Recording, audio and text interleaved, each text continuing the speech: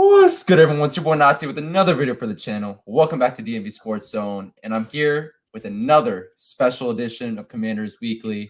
This time we have Parker Hamlet from Sidelines, Washington. Parker, I remember seeing you during the draft party for the team as well as the OTAs. It's great for you to come on the stream, but how are you doing, bro? And yeah, what's up? Doing good, man. We caught up at the draft party. We got a pretty nice media docket. Got to interview a bunch of players right beside each other, lights beaming on each other. Got some chances to interact, content creators tent. Really cool stuff there. Kind of dampened down kind of as we went throughout OTAs and training camp. But, we all stay in touch. We all meet up. We all network. And our first time being able to collab, and it's definitely an honor. Obviously, I'm ready to talk all things Commanders, man. We're finally at the end of the preseason. We get to find out whether we're overreacting or not, and that's always a good feeling or a bad one, depending on how things go. So excited to talk Commanders with you tonight, man. For sure, bro. First off, though, I know training camp ended last week, but because we didn't have this live stream last week, I want to get your last thoughts on the training camp program that wrapped up for the Washington Commanders. Any standouts, lowlights, and yeah, just general thoughts on the program. General thoughts on training camp in general. Well, obviously, I've had a bunch of different people on my podcast, Sidelines Washington, Doc Walker, Logan Paulson. I think this year, now more than ever, we've had a microscope on the quarterback position because Carson Wentz, 28th in accuracy in the NFL last year, polarizing figure, 27 touchdowns, 7 interceptions. If you know me, if you follow me at Parker Hamlin on Twitter, you know how I feel about Carson Wentz. It's very well documented. It's not hard to find it. So, obviously, a very polarizing move, very polarizing figure in the National Football League. So, with that being said, obviously, like I said, a lot of eyes on the quarterback position. And I feel like Carson Wentz has had a lot of ups and a lot of downs in training camp. I know you had an eye on him throughout training camp. I had an eye on him throughout training camp. I'm not exactly any higher or any lower in my confidence. Doc came on our show and said that, training camp is a laboratory, and sometimes fans just need to learn when to shut up and watch. But then again, you see really concerning things. And when you see these concerning things, you can't help but question, did the Commanders make the right move? $28 million at the position. I guess we'll see how things work out. Obviously, you get Logan Thomas back probably a couple weeks into the season. Makeshift offensive line, of course. And then the running back position, you got Brian Robinson emerging as the bell cow back for this offense. So I like what I'm seeing offensively, Nati, but defensively, oh, man. I'm ready to hit the doomsday button already. And I know that's sad to say, and some people may feel like I'm jumping the gun on this, but we never got any better at the linebacker position. There were little to no upgrades in free agency. We're still using players like they should not be used. William Jackson III not being used properly, schematically, like he should have been when he was with the Cincinnati Bengals. So, honestly, I'm not as upbeat going into the season as a lot of people are. I predicted us going 8-9 on our records prediction. I hope Carson stays upright because I feel like he's going to have to win us a lot of games because of the way this defense is looking already. Because, you look back, Nati, you had the Chiefs versus the Buffalo Bills. Everybody said that was the measuring stick game for the league. I can't blame Rivera and co. want to go get a playmaker like Carson Wentz because he is a playmaker, but he also comes out and just lays eggs and just has all these dud performances. So is it an upgrade over Taylor Heinecke? Yes. Overall outcome out of training camp is that I feel like we'll be able to compete a lot more than we did last year. And that's a good thing, but that still, I don't think, leads us to an NFC East title. Yeah. For those of you who can't already tell, outside of Parker being a good guy, one of the reasons why I brought Parker on the channel is because we are going to agree a lot. I know a lot of the people that I brought on previously are super big on Carson Wentz, but Parker and I are on the same wavelength when it comes to how we view Carson Wentz. He's been a little off and on during training camp. We'll get into the Wentz discussion a bit later, but in terms of the defense, one of the reasons why I brought you on, I saw your tweet on August 20th. Secondary got better throughout the season, but this staff, especially Jack Del Rio, can't afford that kind of start again. And I completely agree. You talked about how William Jackson, some of the players on this team are not really playing to their strengths. And on top of that, you got DB 6 or 7 yards off receivers, right, on 32, 33 every single time. I remember last year talking about how I was annoyed by that. And we're already seeing glimpses of that in the preseason. So, yeah, I definitely think there are a lot of concerns with this defense. One position in particular we'll get to a little bit later. But, I agree wholeheartedly, bro. And hopefully that they'll show some good things in this last preseason game, however unlikely that may be. And we actually get started really good on our defense in the start of the regular season as well, because we've we've started very slow the last couple of years on defense, especially. But speaking of games, I also want to get your thoughts on the first 2 preseason games that have been played thus far, and any standouts in that aspect as well. Kind of hard to not overreact, right, Nati? There was the reaction at the end of the last game. Well, guys, it's Patrick Mahomes doing Patrick Mahomes things. I didn't like that entire discourse personally, because these are the kind of guys you're going to have to beat if you plan to take that, step to the next level as a winning culture, as a winning team. You have to be able to beat teams like Patrick Mahomes. I feel like you have all of the athletic talent on the defensive side of the ball. I feel like Montez Sweat is one of the more underrated pass rushers in the league. Obviously, you get Chase Young. Obviously, he's eligible to return against the Titans, I think, in October. A lot of people speculating Halloween. The interior defensive line is honestly what I'm the most excited about. Jonathan Allen is just at an unstoppable level right now. You were at training camp. Yes. That guy was killing everyone you put in front of him. I told him when I saw him, I was like, man, you got to take it easy on these guys, man. There's not going to be anyone left by the time week 1 comes. And Parker, I've been hyping up Jonathan Allen even before this last crazy season that he had. I mean, when he had 2 sacks in 2020, I was talking about him being one of the best defensive players on this team. And I'm going to be 100% honest with you, Nati. I didn't buy into it. And it dates back to when we lost to Chicago Bears. Case Keenum was our quarterback. I think it was 2019. I mean, we were just getting thrashed out there every week defensively. And Jonathan Allen's telling the media, hyping it up. And, I was like, man, Jonathan Allen, you're not doing anything. But he's only gotten better each year. I mean, he doubled his quarterback's hits last year. He got his new contract. I mean, this guy's a menace, man. And, I know that we're not exactly the best offensive line in the league. I mean, we got Trey Turner who's finally practicing, Andrew Norwell. We got both those guys for a combined under $10 million. But still, Jonathan Allen is like nearing elite. I mean, finally made the top 100, the only commander to make a top 100, which is absolutely asinine. But, I mean, outside of that, in regards to the rest of the preseason, week 1, of course, Sam Howell stole the show. Us younger fans are always going to be excited when we get the younger quarterbacks. We tried to put Dwayne Haskins on our shoulders. It just didn't quite work out that way. We want Sam Howell to work out here. And, obviously people are telling us to pump the brakes. You had Brian Robinson's emergence, Antonio Gibson's dissension. So, I mean, obviously my biggest concern, like I said, mainly is the defense. But at the same time, I'm not really liking what I'm seeing out of the first team offense either. I mean, of course, I feel like these receivers are going to get separation now. I feel like this is the best 1-2 punch a receiver we've had maybe since Pierre and Deshaun. And I know I'm saying that before week 1 even happens, but there was one snap in particular. It was the snap where Jahan got held, or it was one of the flags in the week 1 game. Yeah. Where both those guys just decimated their outside corner on their routes. And I was like, if Carson gets a clean pocket and both those DBs play clean ball, he could have went either way. And that's the first time we've been able to say that in a really long time. So I think this offense has all the big playability in the world. You look at, Logan Thomas possibly coming back. We had a top 15 red zone offense when he was healthy last year. I mean, that was a huge blow to Taylor Heinecke as well. So you get Brian Robinson Jr. to be that bell cow back for your offense. You get Carson Wentz to play clean football, and you get your receivers to make plays, and the defense just barely keeps you in it. I mean, isn't allowing 30 points a game. I feel like we can sneak into the hunt. That's kind of how I'm feeling. But that's like the ceiling for this team, in my opinion. Also got to talk about how weak the NFC is this season as well. I mean, all the great quarterbacks, it seems like, are playing the AFC, especially with Russell Wilson moving over to that side this offseason. But, yeah, I mean, in terms of general thoughts on 2 preseason games, you touched on everything. I will say 2 things. One, let's hype up our boy Brian Robinson. I was talking about right after. If there's anything to be excited about, it's that, right? Bro, I was talking about right after the draft party when I had like my post-draft recap.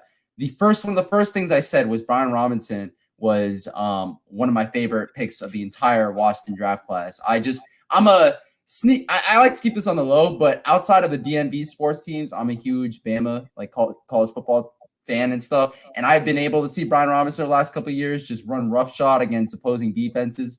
And last year he had 1,300 yards, double-digit touchdowns on the ground.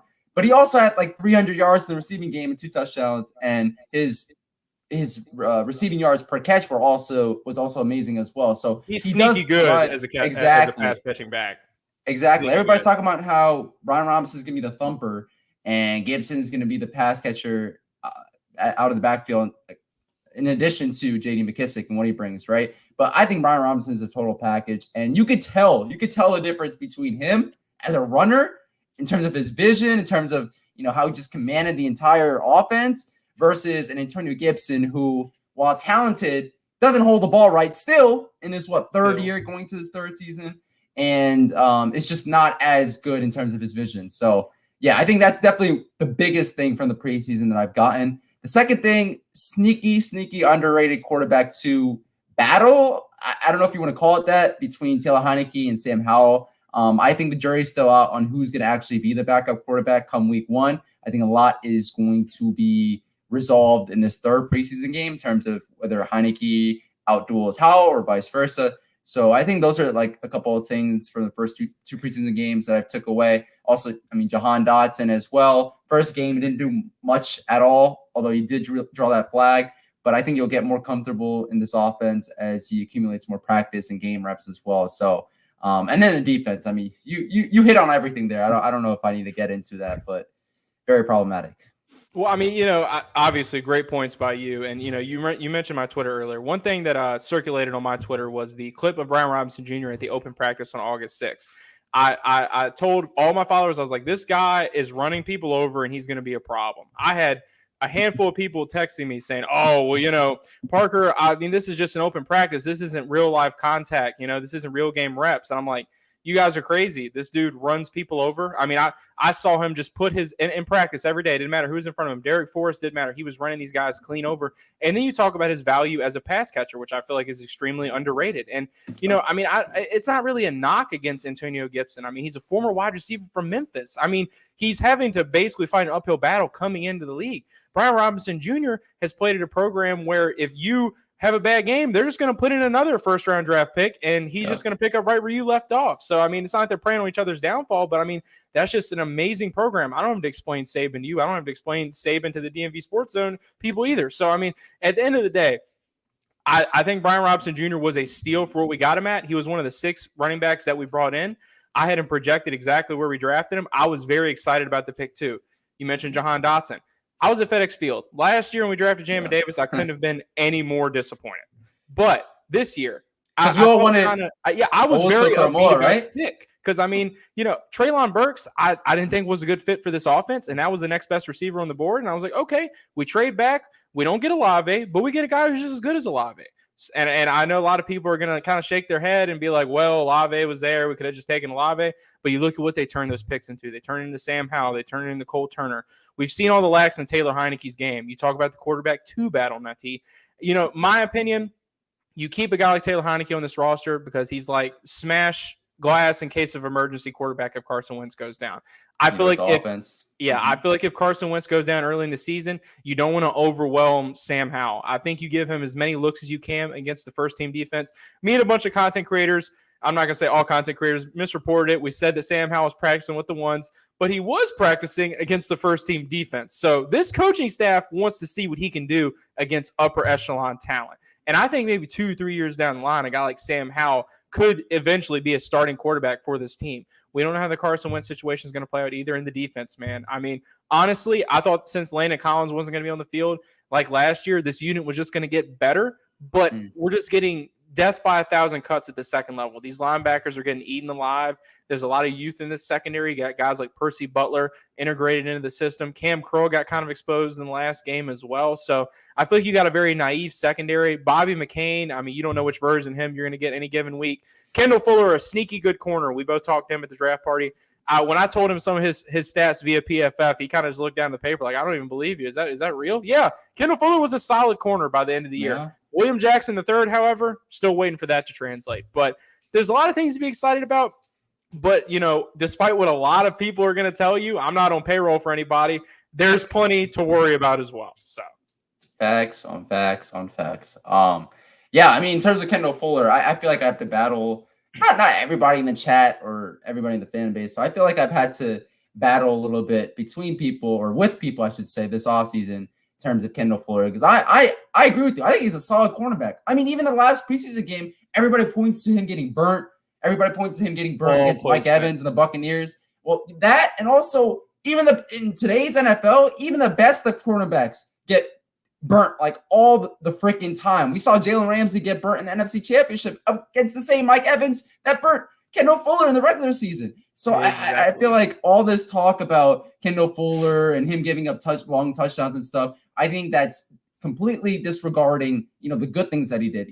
This last preseason game, he had a couple pass deflections as well, prevented a touchdown on one play. So I agree with you. I think he's a solid defensive back, and PFF backs it up. He was third? I think it was third, if not top 5. He was a top 10 corner. That's all you need to know. Exactly.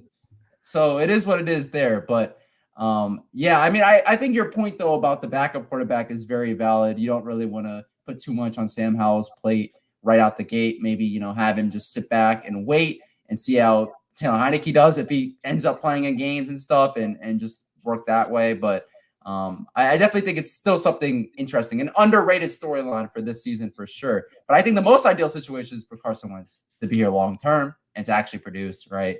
And not be the disappointment that I think we're starting to fear that he might be if, he's inconsistent this season. But hey, you don't sound scared to say it like a lot of people do, so I respect you for that. I mean, I call it like I see it, man, and I may get hate for it, but at the end of the day, you and I both have never seen a winning culture, anything close to a championship season out of this organization. And what does it all come down to? Quarterback play. Am I supposed to believe, Natita, this guy's going to come here and we're the rehab house for quarterbacks?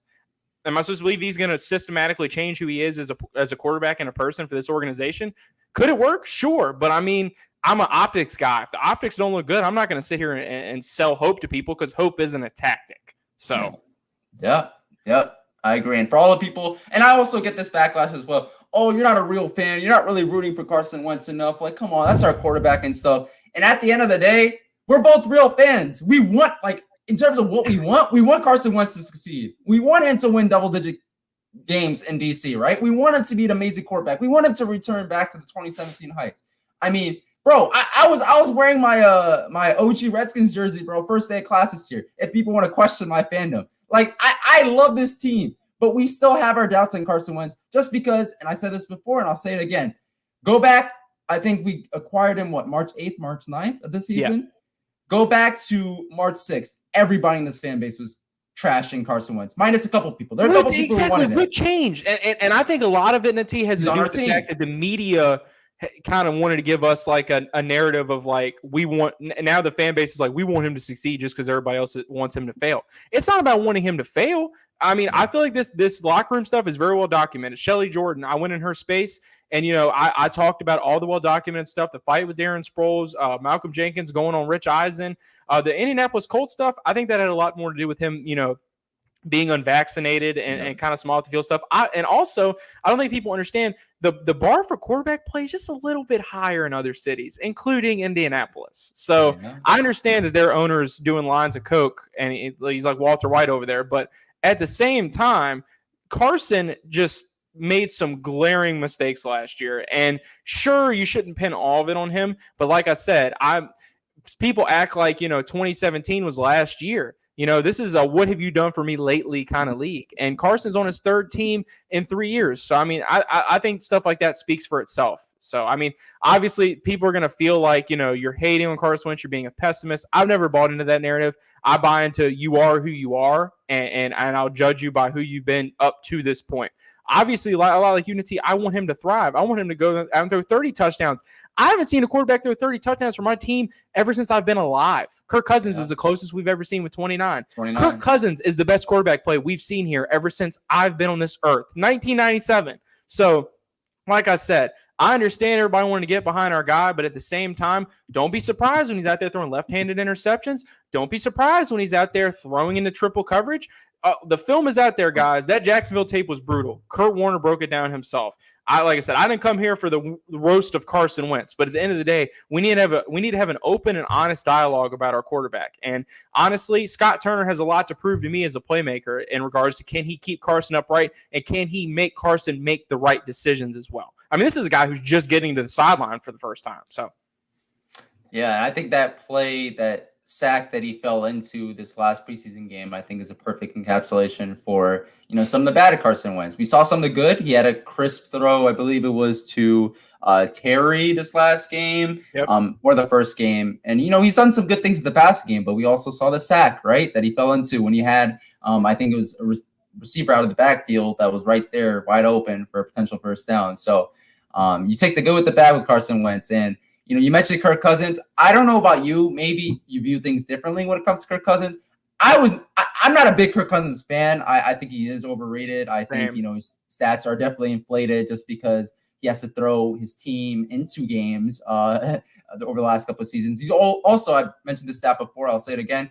He's won literally one more game the last 2 seasons than this freaking franchise has won the last 2 seasons. So with all of our problems off the field, on the field, you name it, only one more game. So, yeah, I'm not a big Kirk Cousins fan, but I agree with you. Carson Wentz definitely the best quarterback that we've had since 2018. Not saying too much, but we won 7 games with the noodle arm quarterback in Heinecke last season.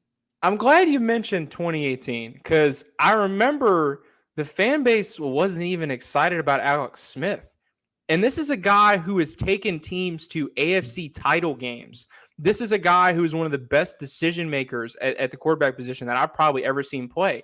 Rough start to his career, but by the time he was a veteran with San Francisco, he figured it out. When he was with Kansas City, he figured it out.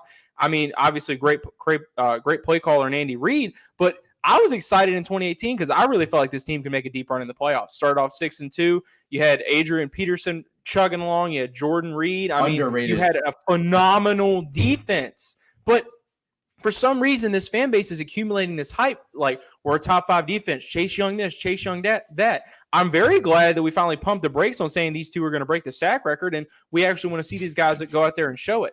As far as I'm concerned, Jack Del Rio is going to be the first guy out of town if things don't go well this season. I think he's going to be the scapegoat. I think Ron's going to be looking at him. I think he's going to be the first person that Ron blames. I don't think Ron's going to be gone for a very long time, and I think that he's going to slowly and meticulously take out everybody he can before himself. Sam Mills, of course, being the first casualty.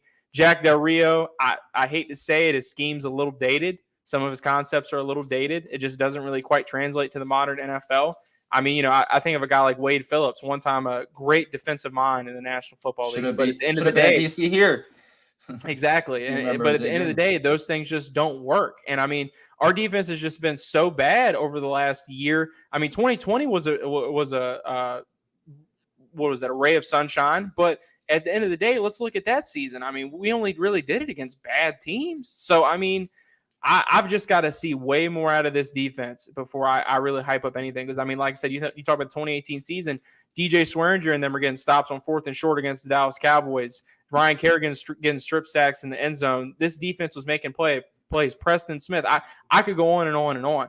I feel like that team was in competition. I have not felt that way about any of these Rivera teams. I was very upbeat going into that playoff game against Tampa Bay, just because the element of surprise. I mean, Taylor Heinecke himself found out he wasn't even playing until pretty much the day of. But overall, I like I said, I don't think the team is there yet, and I'm just not going to sell that to anybody that listens to my show. and it has nothing to do with my fandom. And if that is reflective of my fandom, then I mean, there's a lot of things I question about other people too, trying to tell other. I don't know what does Watch Football Talk say? They say Ashburn syndrome. That's something that I believe in that very firmly. So, yeah. And a couple last 2 points here. I know this is getting a little bit off topic, but you followed up by mentioning 2018 as well. And I'll just say this, and we might disagree here, but I'm going to be honest. I think Alex Smith definitely lucked out in terms of having 2 elite defenses when he played here in DC. No doubt. 2018, 2020. Perfect storm. And like, I get that he was always known as sort of like a check down guy, but someone who wins, right? Someone who makes the right plays. But honestly, in my opinion, in DC, yes, he was that check down guy, but on top of that, his good decision making that like he had in KC, I didn't really see that too much in DC. He was throwing picks, bro. He was throwing picks. He was, which is not a good combo. As far as like mobility and like veteran presence at the quarterback position, personally, I felt good even in 2020 with him on one leg. I was like, all right, Alex is at least going to make a good decision. We also have to talk about our other options in 2020, right? Like, I feel like, if we were the Colts, for example, like you mentioned different standards at quarterback, then I don't think Colts fans would have been happy at all with what, we saw out of Alex Smith in 2020. But I get that point. He did offer stability, veteran leadership, so on and so forth. And the last point I want to mention with Carson Wentz, people always like to say, oh, Nazi, go back to 2017. If we get even half of what we saw in 2017, we could be something special this year. Oh, But, I only have to go back 2 seasons ago when Carson Wentz had 16 touchdowns and 15 picks to talk about how, maybe we could see this edition of Carson Wentz this season in DC, right? So, all this talk about, you have to go back only 5 years to see Carson Wentz in his prime and see him play to the best of his ability, what he could bring in DC. And I always counter by saying, okay, you only have to go back 2 years, right, to see, the worst of Carson Wentz. So just something to keep in mind when it comes to assessing him and what he bring to DC. I'm really glad you mentioned that, NT, because people act like 2020 just doesn't count. I mean, this guy was leading the league in almost all turnover statistics as a quarterback. And I mean, look, he did have a really, really bad receiving core. I think it was Greg Ward and a bunch of guys that would hardly make a starting lineup in 2022. But regardless of the fact, Carson had pretty much essentially given up. And I mean, people can say, well, that's because of Jalen Hurts. And at the end of the day, the worst of Carson Wentz was on full display in 2020. And people can mention 2017, but he hasn't been able to move in the pocket the same since 2017. And to be honest with you, in 2020, when we opened the season against Carson Wentz, I felt good about that game. I was like, get to 11, he's gonna cough the ball up. And remember the Chase Young sack? Yep. It didn't just destroy his body, it destroyed his psyche. Like I said, we are not a rehab center for quarterbacks. We need somebody to come in and right the ship and be our Patrick Mahomes. We're not gonna sit here and we don't have a Sean McVay, we don't have a Kyle Shanahan, we don't have an offensive masterclass where there's already a system in place and we just need a guy to be able to get it done. Matt Stafford wasn't going to come in here last year and lead us to a Super Bowl, but he can do that with teams like the Rams. And, you could point a lot of that to the coaching, and it's like, well, do we need to hire younger? Do we need some fresher minds in the building? But at the end of the day, with the Carson Wentz situation, I just don't understand why people are so optimistic about it, other than just the fact that it's preseason and it's before kickoff. And I'll tell you this, Nati, it will not surprise me at all if we go 2-0 and everybody thinks we're going to win the NFC East, even though we got picked up back-to-back wins against 2 really bad teams. We're not going to find out what this team is made of until a little bit more towards the middle of the year. I mean, you think back to the Buffalo game. I mean, Ron said that was the measuring stick game, and we got absolutely slapped in the mouth. And I'm supposed to believe, even though Carson Wentz is an upgrade over Taylor Heinecke in a lot of ways, that he isn't going to make some of those egregious plays. I don't know. We'll see what this offense is cooking with come week 1. We'll have Curtis Samuel healthy. We'll have, Antonio Gibson out in open space. We'll have Brian Robinson Jr. as running back 1. I know it's not like I'm crapping all over the season before it even starts, man, but at the same time, we have to demand better. We have to be more open and more honest with ourselves about what we expect, or else things are really never going to get better here. And I mean, the funny part is that the organization, people I've talked to, they like the transparency. They don't want us sitting here being cheerleaders saying that everything's going to work out. I mean, they like the fan base being who they are, and they know what we've been through. So, I mean, at the end of the day, man, I'm rooting for Carson Wentz, but I already know what to expect. Yeah. The moment we start setting our expectations low, that's when we really get comfortable with the mediocrity at best. Kirk's a great example of that. Exactly. I saw him at camp, and I was like, oh, look, Mr. $30 million. He laughed at me. And guess what? He was gone the next year for, guess what? $30 million. So, I mean, at the end of the day, can Kirk get you to 7-9 and squeak in the playoffs? Sure. Is Kirk going to get you 4,000 passing yards a year, maybe closer to 30 touchdowns? Is he going to be able to keep your offense above water and move the chains? Sure. Is he going to win you a playoff game? Maybe 1 every 5 years. I mean, you saw how this fan base reacted when he beat the Saints in the Dome. I mean, good for him and all that stuff. But at the end of the day, bro, hold on, Parker. I don't think people actually watched the end of that game. There was a clear offensive pass interference by Kyle Rudolph, a clear as day pass interference that the Vikings did not get called on. And they eventually won, I believe, in overtime of that game. But not only did Kirk not want to be here, Carson doesn't want to be here. People cannot convince me otherwise. If he had his own free will, this is the last place he would have chosen. He's here. He's locked in. He's our guy. And I think if he's our starter for most of the year, I feel like we have the best chance of winning because we know what Taylor Heinecke's made out of. But, here's the hoping for the best. I mean, I'm not praying on his downfall. You're not praying on his downfall. But there is a subsection of the fan base that is very honest about who Carson Wentz is as a player. And we know we're not getting paid to sit here and act like he's something that he's not. Yep. We'll get into this comment about awesomeness sports a little later when we're talking about the division as a whole. But I do want to get your quick thoughts because I do want to eventually talk about this third preseason game that's coming up for Washington. But what do you make of the cuts of Samus Reyes? Very quickly, cuts of Samus Reyes and Charlemagne Harmon. Samus Reyes, to be expected. I mean, he's a part of the Ashburn Cycling Squad. This guy is a part of the Pathway program. So, I mean, his battle to become a tight end in the National Football League was very uphill. Pete Hainer leaves. He's a tight end masterclass head coach in that room. And I feel like when he left, any chance of Samus ever being that guy left as well. Obviously, he has a background in other sports. So, happy for Samus Reyes. He probably got a lot farther than a lot of people would have. Like I said, didn't really surprise me. They got the injury settlement with him, and looks like he won't be returning. They said that's possibly later in the year. But like I said, didn't surprise me. Calvin Harmon, he was playing with house money. This is a guy that stuck around for a really long time. I feel like he's got great hands, but as far as like being able to get separation and make those athletic plays as a receiver, I feel like he lacks in that department. And at the end of the day, Nitzy, this is just a stacked wide receiving room. And unfortunately, he is a casualty of that. Hopefully they can storm on the practice squad. I saw a couple moments out of him in 2019 where I thought he looked like a pretty solid receiver.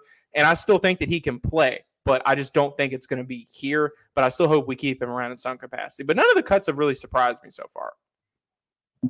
I agree. I also think Kevin Harmon has good receiving chops and stuff, but at the end of the day, separation is the name of the game, especially in today's NFL. So, and he did not excel in that aspect. It wouldn't surprise me if they bring him back on the practice squad or they bring him back for another go around next off season and stuff. But yeah, Samus Reyes cut.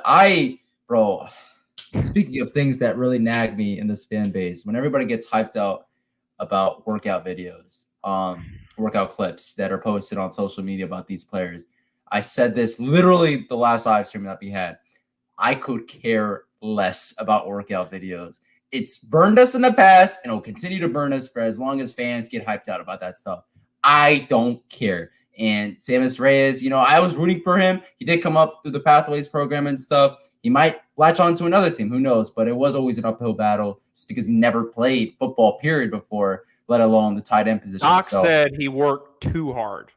That's what he said on our show. The doc said the guy works too hard. He's a freak and he works way too hard and he's trying to learn a sport that he's never really played. So, I mean, the odds are just not in his favor. And, when you're part of the Ashburn Cycling Squad, your chances of making the 53 are pretty low in general, even staying around in any capacity, quite frankly. So, yeah, and a bit of injury news, injury updates that we received very recently involves two stud players for us. You mentioned one of them, or actually both of them a little earlier in the stream, but what are your thoughts on Chase Young being out at least the first 4 games of the season, and also Logan Thomas being placed off the PUP list now? Honestly, I had Anthony Armstrong on our show as we previewed the Baltimore matchup, and I told him, I said, I really feel like Logan and Chase kind of coming in a little bit later into the initial part of the season can be a real shot in the arm.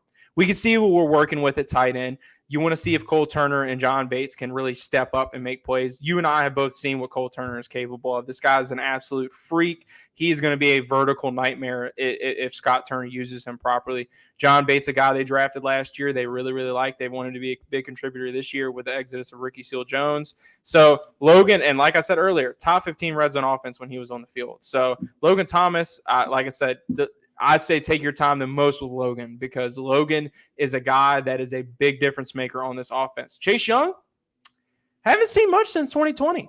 And, the most productive pass rusher on the Washington Commanders is Montez Sweat, if you want to sit there and crunch the numbers. And you can make the argument because a lot more attention. I would argue Jonathan Allen now, right? Well, Jonathan Allen, as far as like sack total, I think Montez edges out Jonathan Allen. As far as overall impact on a game, I definitely give it to Jonathan Allen. And I know that it all doesn't come down to sack numbers, but everybody knows Chase Young did not have a good season last year. Even he knows that. That's why you see sacks through 9 games. Yep. Yeah, that's why you've seen him be a lot more quiet this offseason. He seems a lot more humble. He seems a lot more focused. I want him to add a lot more to his pass rush arsenal. He's got to be a little bit more flexible in his game. I didn't like how much he was pulling himself out of games a lot last year as well. Conditioning might be an issue. This is a number 2 overall pick we're talking about here. Very high expectations for him. You see how he gets treated. I see how he gets treated. I mean, just like an absolute rock star. Our expectations for Chase are up here. And, when he does come on the field in 2022, he is expected to produce results. And, especially after everything ended last year. I mean, you remember the Tampa Bay game very specifically. And when he went out, the only thing I could think of was, wow, what a lackluster season for 99. And, he said everybody stuck it out and the fan base hasn't been trashing him. And I certainly haven't been trashing him. But at the end of the day, this is a guy that you need to play well if you want this defense to take that next step. You think of 2020, you think about all the high impact plays that he made. No, not all of them are sacks, but that guy was absolutely everywhere. Hopefully it doesn't take them 8 weeks to figure it out this year. Like I said, and you mentioned my tweet, they can't afford to start that slow again. But I say take your time with both of them and kind of see what you got in house. Yeah. And people would think we're being a little harsh on Chase Young. I mean, second overall pick in the 2020 draft, a 1 pick behind Joe Burrow, 4 picks ahead of Justin Herbert. Oh, so man, that one thing's a little harder. I don't know. The Burrow thing, it's out of our control. But, Herbert, I think about that every time, and I can't help it.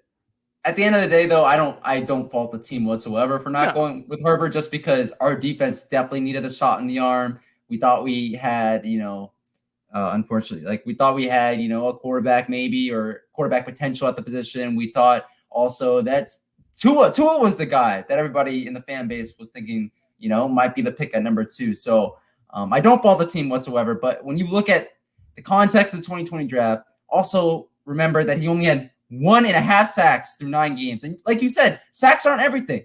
But for an edge rusher, sacks are what get you paid, right? And at the end of the day, Chase Young was not productive at all last season. Sure, he was good in run defense, but like you said, he was taking himself out of plays far too often. He did a little bit the Ryan Kerrigan thing where, he had a pass rush, but, he was out of the play just because, he was so far out behind the quarterback, right, to not really make an impact anywhere else. So, I'm worried about those things. And he's a hometown product. I want him to do well. I'm rooting for him. He's Chase Young. He's 99. And, the NFL community overall views him very highly. Let's see him actually turn that perception into reality this season, just like he did in 2020. Yeah, they have to produce this year, plain and simple. Carson Wentz has to change the narrative, or the national media narrative on, is this guy done as a starter in the National Football League? Chase Young has to shake the narrative of, was this potentially I'm not going to say a bust, but a wasted pick by the Commanders? Can he live up to that number 2 overall draft status? I mean, this is a big prove it season for the Washington Commanders. I'm not going to put them on a pedestal. I think we did that enough last year. Everybody said top 5 defense. You got Ryan Fitzpatrick at quarterback. You're able to sneak in.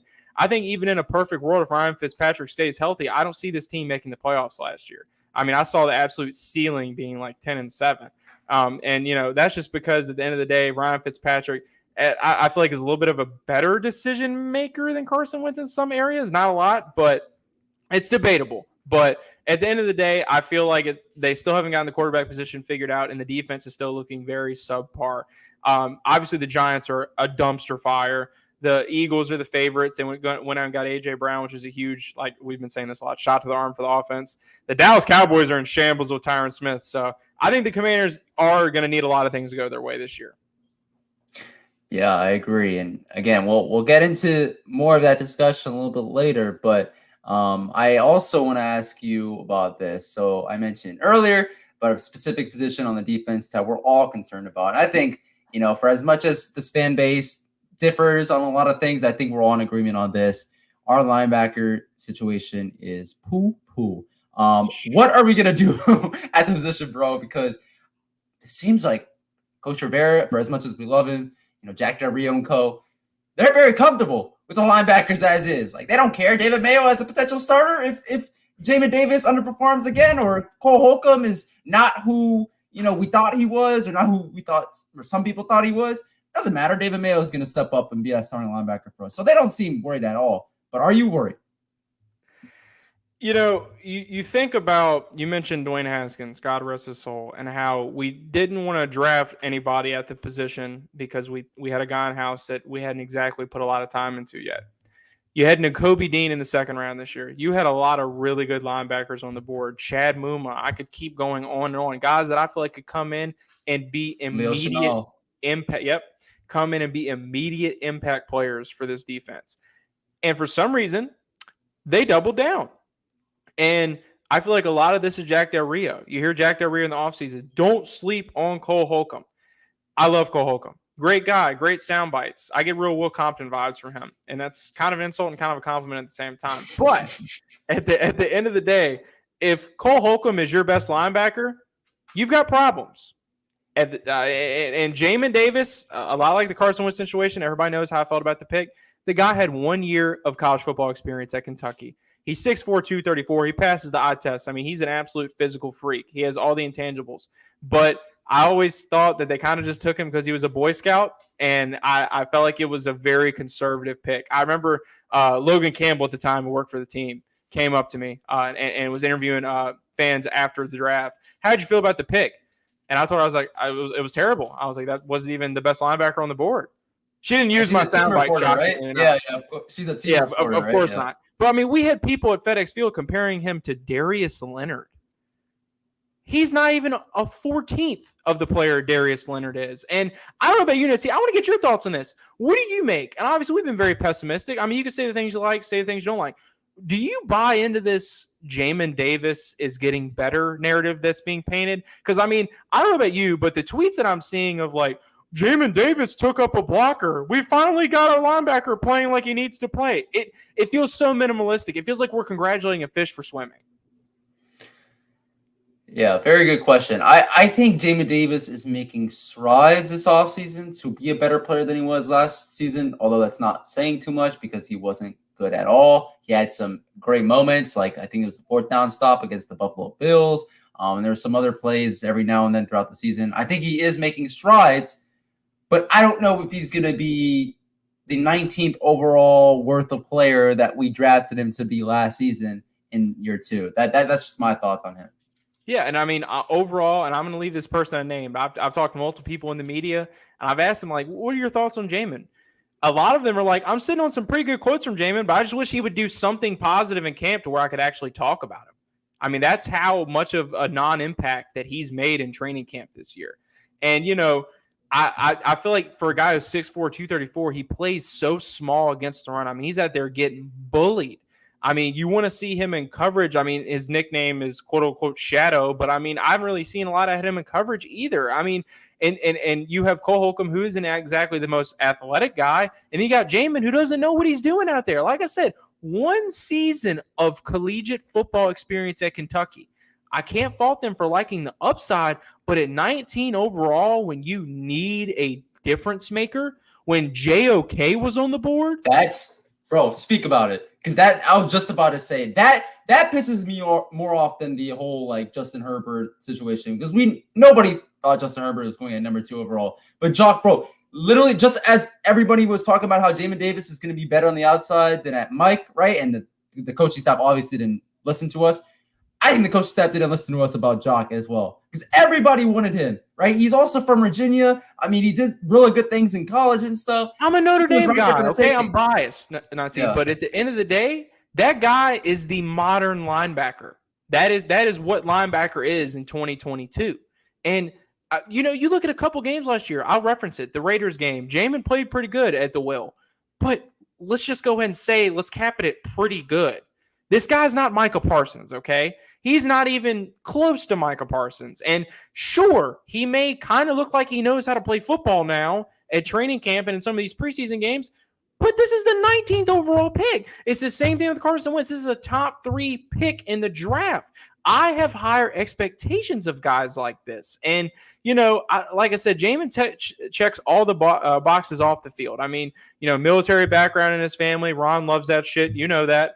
And I mean, overall, I feel like Ron goes for Boy Scouts, not playmakers. And I feel like initially that's what a lot of people felt when it came to Jahan. But Jahan's definitely a playmaker. All you got to do is go check the film. But as far as like the Jamin pick and linebacker, I put a whole video out on YouTube. Check us out on YouTube, Sidelines, watch it on YouTube. Did Holcomb in the middle.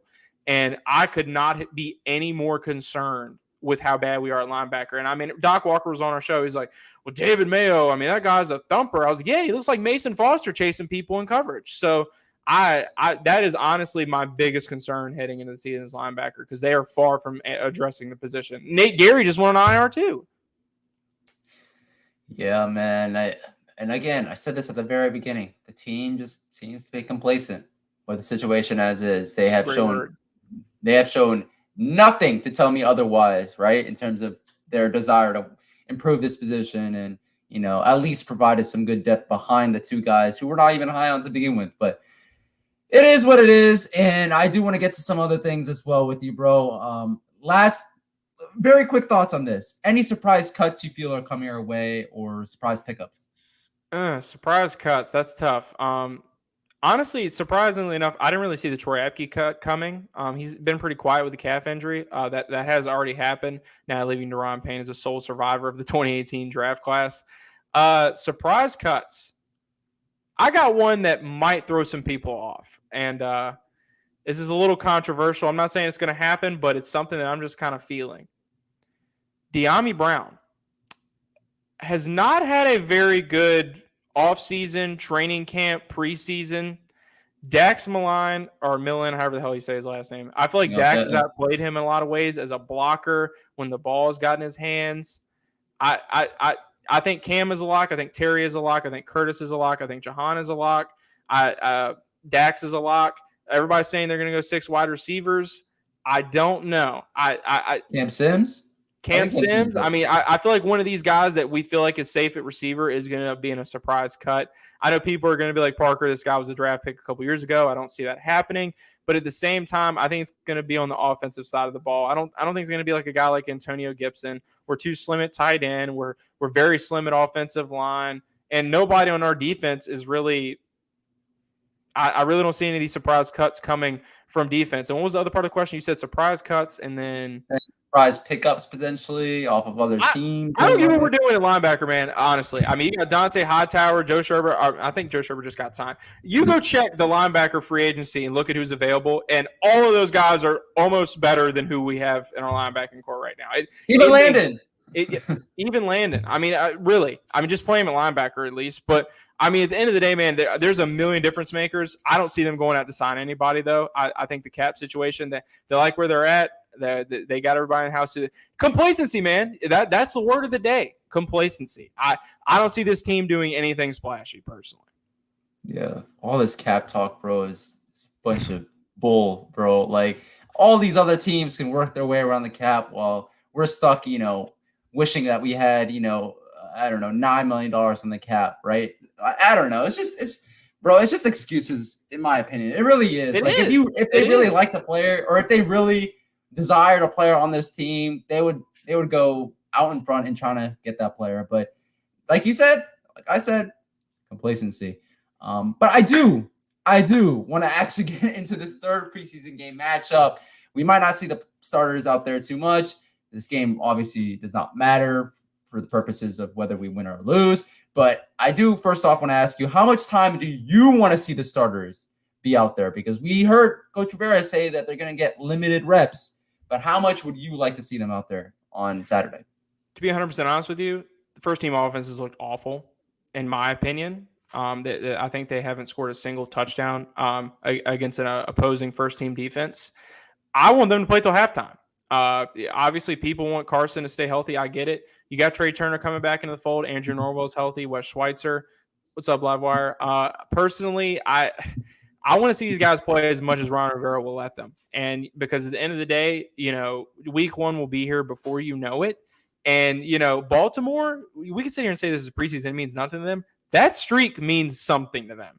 23 consecutive preseason games means something to John Harbaugh, who last year had his only second losing season in 14 years as a coach. The culture is damn good 36 minutes up the road, and these guys are going to play you hard. Remember last year? What was it, 37-3 in the preseason? Brent Hundley? We got absolutely thrashed. Our young guys got their asses kicked. Preseason or not, I think this first-team offense needs all the reps that they can get, and more importantly, I want to see Carson Wentz throw a touchdown. I want to see some congruency. I want to see some chemistry. I want to see this team get in the end zone through the air. So I think that would happen at least in a half against Baltimore's backups, or at least I would hope it would. Yeah, man. Every time I think about the Ravens, I get jealous, bro. I get pissed off. I get jealous all in one feeling. I mean, 36, like a couple miles up north, You, and I mentioned this in a Facebook post, bro, like 4 years ago. 4 years ago, I was talking about how the contrast between what was then the Redskins and the Ravens, like in terms of how completely polar opposites they are in terms of how they run business, how they, take care of their players. I'm talking about 4 years ago, right? A couple of regimes ago. And you could talk about the same things right now, just in terms of how stable that franchise is, their winning culture. And I hate to see it because they're so close geographically. It's like, come on, like what are we The doing Ravens here are in right DC? up the road, Nati. If you don't like what you're dealing with here, the Ravens are right up the road. They're 8-9 last year. I hear that all the time, bro. Yeah. They're 8-9. Lamar misses the last 4 games. You got Lamar Jackson, who I would kill to have under center. I mean, I would add the fact that he's representing himself and they haven't gotten that thing done yet absolutely blows my mind. Their defense, though, 25th ranked. That is actually the lowest their defense has been ranked ever since the year I was born, 1997. They also have the youngest defensive coordinator in the league, I think at 35 years old. So, but the thing is, a down year in Baltimore is a great year for the Commanders. And that just really is a testament. I'm a closet Ravens fan. I'm not going to lie. I mean, if I had to go right up the road, I really wouldn't be that mad about it.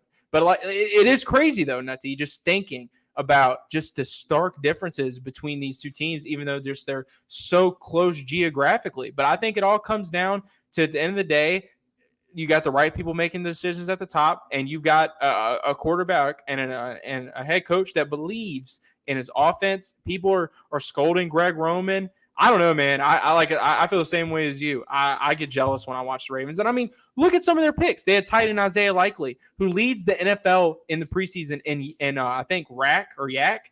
And he's top 3 in all these receiving categories as tight end. And I mean, I know it's shocking, a good tight end for the Baltimore Ravens. They got Mark Andrews as well. So, I mean, like I said, bro, not only did they get Mark Andrews, they drafted Lamar Jackson 32nd overall, first round in 2018. Mark Andrews only a couple rounds later in the 3rd round in the same draft.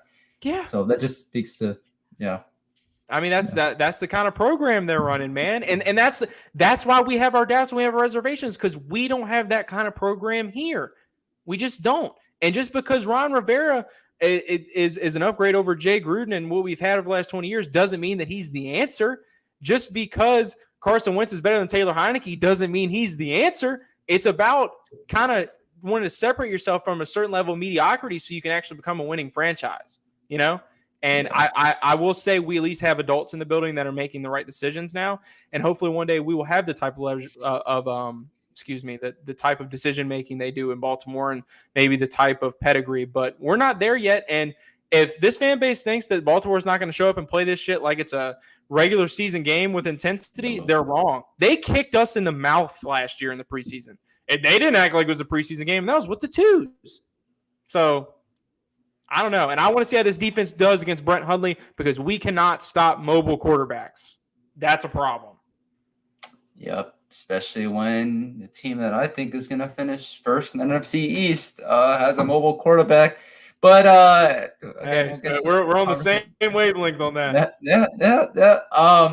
Okay. What about the players that you're most excited to see out there? Because for me, I know you mentioned De'Ami Brown being a surprise cut, but I do want to see some sort of the UNC connection of old between Sam Howell and De'Ami Brown. And I want to see some good tape out there for those two guys, especially. But any players you're most excited to see in this 3rd preseason game? Most excited to see.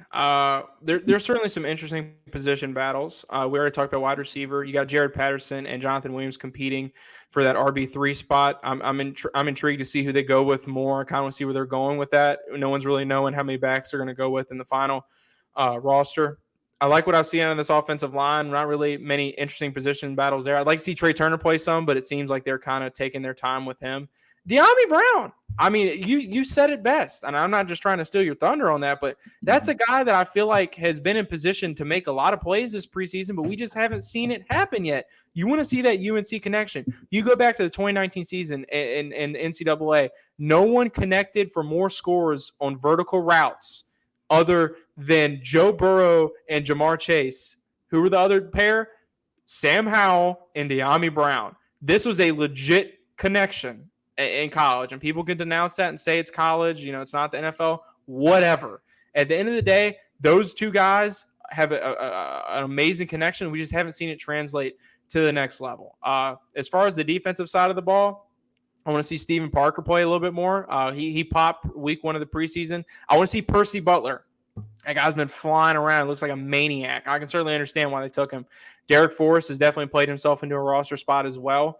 Kind of want to see more out of BSJ. They're saying he's going to be healthy. I was very critical of his move to the slot, and I still am critical of his move to the slot. He's played over 800 snaps on the outside his entire collegiate career, dating back to, I think he played in Minnesota.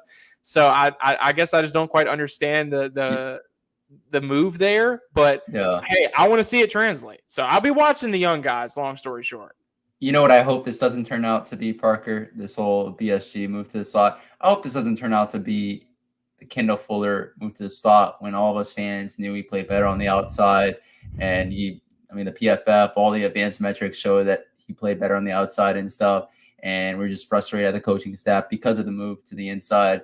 I hope this doesn't turn out to be that kind of situation, although from what we've seen in the preseason, it might be that situation if things don't change very soon. But yeah, I agree with you, bro. I mean, not much more to add there. I do want to see the Sam Howell to De'Ami Brown connection at least once in this game. I know De'Ami Brown, there was a deep pass, I believe, in the last game. I think Sam Howell was the quarterback and he underthrew him. Just a tad. Yeah.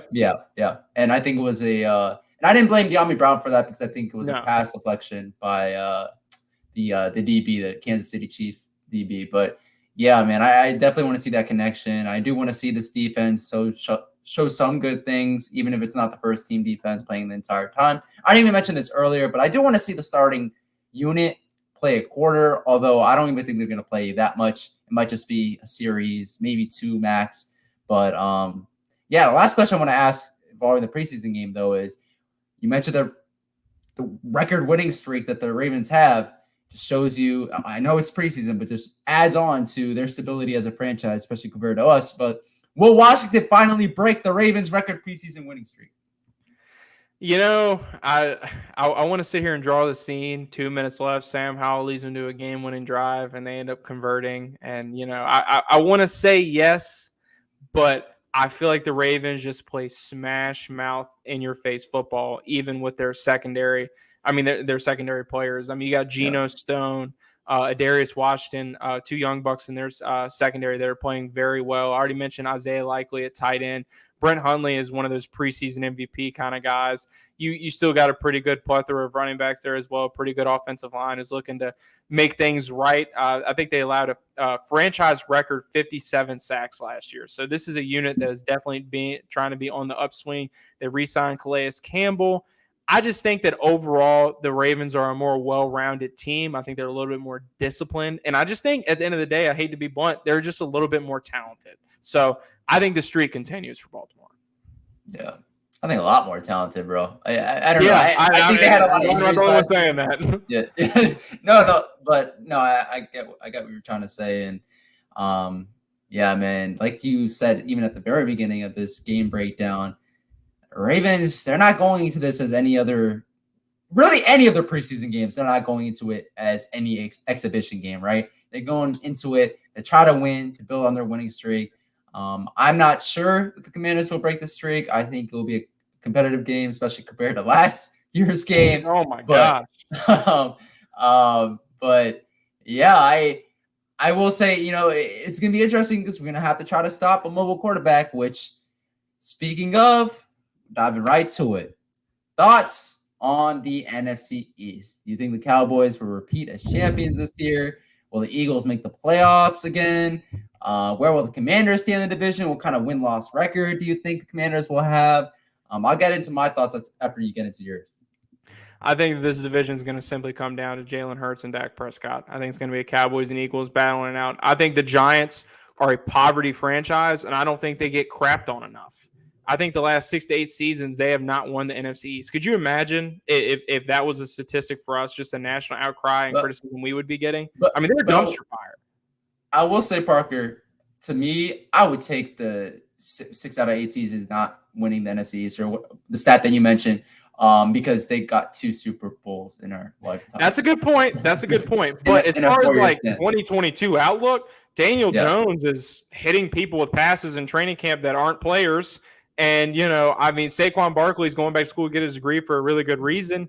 And this is a bottom-tier offense. Kenny Galladay's having hip issues. The defense hasn't quite translated. Your post-Joe Judge. I mean, we know the Giants are winning the NFC East, and we know they're not even going to be in contention for it. So what does that come down to? Us 3 teams. I got the Commanders going 8-9. I think they're going to lose their last 4 games. They got a lot of really tough matchups, one of them being against the Cleveland Browns, who will have Deshaun Watson back by then. Rusty or not, I feel like that's a really good squad, and it's one I would not want to play late in the year when running the ball is a very critical thing. So I got the Commanders finishing 8-9. As far as I'm concerned, this is the Philadelphia Eagles division to lose.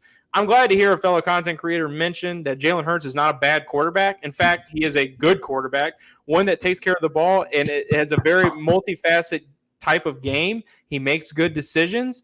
Does he have a game-breaking arm? No. But guess what? They did what good organizations do. They did what Buffalo did with Stephon Diggs. Out there it is. Jalen Hurts is running back every single time. Look, man, this is the league we play in. Lamar Jackson won an MVP in 2018 playing like that. If you think that doesn't matter, ask Tyrann Mathieu.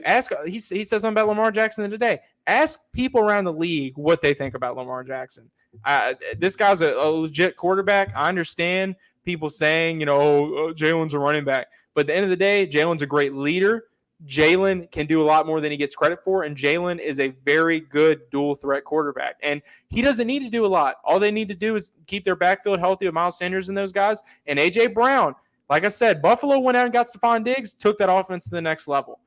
People had their questions about Josh Allen. So we'll see what happens with Jalen Hurts in 2022 now that he's finally got a legit receiving option. Dallas, like I said, Tyron Smith is out. They're still looking to maybe possibly add a wide receiver. I mean, things are not looking good in Dallas right now in general, but I still think they're talented enough to go neck and neck with Philly. I just don't see us even squeaking into the wild card. I think it's going to be down to those 2 squads. So I think this is probably where we're going to differ the most. And even then, we're not going to differ by that much. In terms of record, you have them going 8-9.